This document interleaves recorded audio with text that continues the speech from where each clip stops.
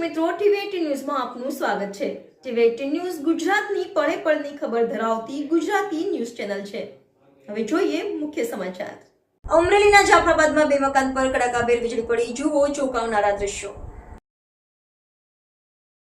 અમરેલી જિલ્લાના જાફરાબાદમાં સોમવારે 18મી ઓગસ્ટ મોડી રાત્રે ગાજવીજ સાથેના વરસાદ ખાબક્યો હતો। દરમિયાન આકાશમાંથી વીજળી પડવાથી બે મકાનોને ભારે નુકસાન થયું છે। આ ઘટનામાં સદનસીબે કોઈ જાનહાની થઈ નથી, પરંતુ મકાનોમાં રહેલા ઇલેક્ટ્રિક ઉપકરણો બળીને ખાખ થઈ ગયા હતા।